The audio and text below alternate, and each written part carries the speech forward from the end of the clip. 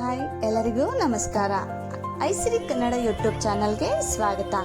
ಇದು ನಮ್ಮ 2ನೇ ವ್ಲಾಗ್ ಆಗಿರುತ್ತೆ. ಇಂದಿನ ನಮ್ಮ ಪಯಣ ಮುತ್ತತ್ತಿಯ ಕಡೆಗೆ.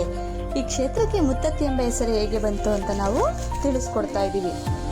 ರಾಮಾಯಣ ಕಾಲದಲ್ಲಿ ಶ್ರೀರಾಮಚಂದ್ರ ಪ್ರಭುವು ರಾವಣನನ್ನು ಕೊಂದು ತಾಯಿ ಸೀತಾಮಾತಾ, ಲಕ್ಷ್ಮಣ ಹಾಗೂ ಆಂಜನೇಯ ಸಮೇತ ಲಂಕೆಯಿಂದ ಅಯೋಧ್ಯೆಗೆ ವಾಪಸ್ ಆಗ್ತಾ ಇರ್ತಾರೆ. ಆ ಟೈಮಲ್ಲಿ ಬಸವನ ಬೆಟ್ಟ ಅರಣ್ಯ ಪ್ರದೇಶ ಪ್ರಕೃತಿಗೆ ಸೀತಾಮಾತಾ ಮನ್ಸೋತು ಒಂದು ದಿನ ಅಲ್ಲೇ ತಂಗಿ ಹೋಗಲು ನಿರ್ಧರಿಸುತ್ತಾರೆ. ಮರುದಿನ ಸೀತಾಮಾತಾ ದೇವಿ ಕಾವೇರಿ ನದಿ ತೀರದ ತಿರುಗಣೆ ಮಡುವಿಗೆ ಸ್ನಾನಕ್ಕೆ ಹೋಗಿರ್ತಾರೆ. ಆ ಟೈಮಲ್ಲಿ ಅವ್ರದ್ದು ಮುತ್ತಿನ ಮುಗುತಿ ಏನಿದೆ ನೀರಿನಲ್ಲಿ ಬಿದೋಗುತ್ತೆ. ಆಗ ರಾಮಚಂದ್ರ ಪ್ರಭುಗೆ ಹೇಳ್ತಾರೆ ಸೀತಾದೇವಿ. ರಾಮಚಂದ್ರ ಪ್ರಭು ಆಂಜನೇಯ ಸ್ವಾಮಿಗೆ ಹೇಳ್ತಾರೆ.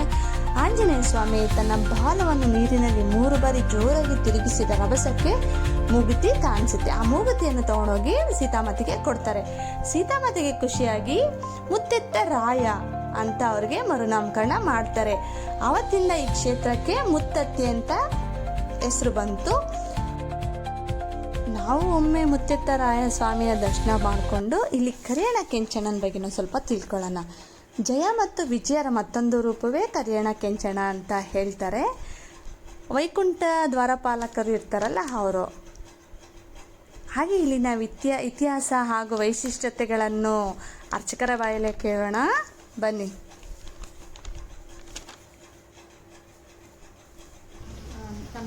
ಸಂಜೀವ್ ಕುಮಾರ್.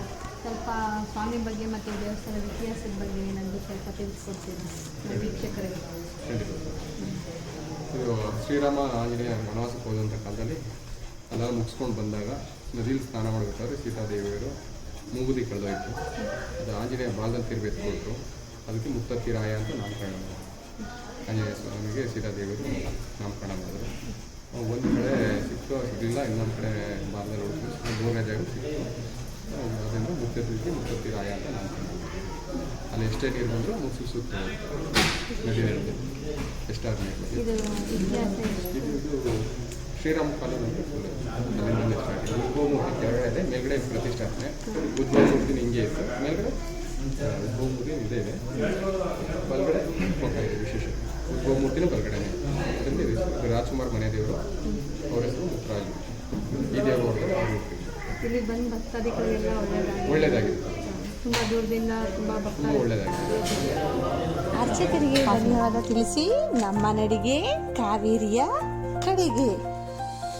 ಸಾಮಾನ್ಯ ಎಲ್ಲರಿಗೂ ಗೊತ್ತೇ ಇರುತ್ತೆ, ಸೀತಾಮಾತೆ ದೇವಿಯು ಸ್ನಾನಕ್ಕೆ ಬಂದು ತನ್ನ ಮುತ್ತಿನ ಮುಗುತಿಯನ್ನು ಕಳ್ಕೊಂಡಿರೋ ಜಾಗ ಇದೆ.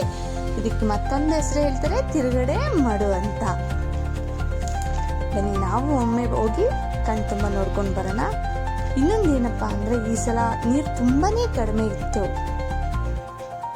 ಕೆಲವೊಂದು ವಿಗ್ರಹಗಳು ಲಾಸ್ಟ್ ಟೈಮ್ ಬಂದಾಗ ನಮಗೆ ಕಾಣಕ್ಕೆ ಸಿಗ್ತಾ ಇರಲಿಲ್ಲ. ಆದರೆ ಈ ಸಲ ಸ್ವಲ್ಪ ಬೇಸಿಗೆ ಇರೋದ್ರಿಂದ ನೀರು ಕಡಿಮೆ ಅನಿಸುತ್ತೆ. ಈಗ ಆ ವಿಗ್ರಹಗಳೆಲ್ಲ ಮೇಲೇನೆ ಕಾಣಿಸ್ತಾ ಇದ್ದಾವೆ. ಇವಾಗ ನೋಡೋದಕ್ಕೆ ಸಿಗ್ತಾ ಇದ್ದಾವೆ.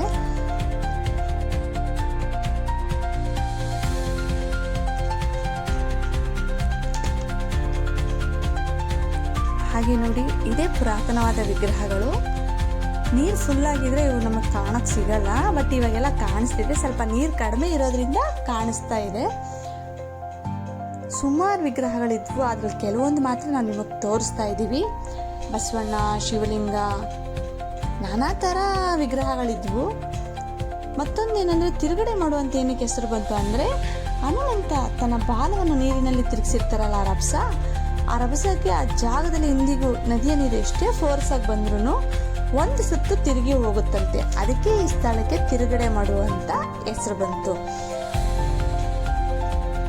ನೋಡಿ, ತೋರಿಸ್ತೀವಿ ಆ ಜಾಗನ. ನೋಡಿ, ಅಲ್ಲೇ ತಿರುಗಿ ಹೋಗುತ್ತಂತೆ ಒಂದು ಸುತ್ತು. ಈ ವಿಡಿಯೋ ನಿಮಗೆ ಇಷ್ಟ ಆಗಿದೆ ಅಂತ ಭಾವಿಸ್ತಾ ಇದ್ದೀವಿ. ಈ ವಿಡಿಯೋ ಇಲ್ಲಿಗೆ ಮುಗಿಸ್ತಾ ಇದ್ದೀವಿ. ಧನ್ಯವಾದಗಳು.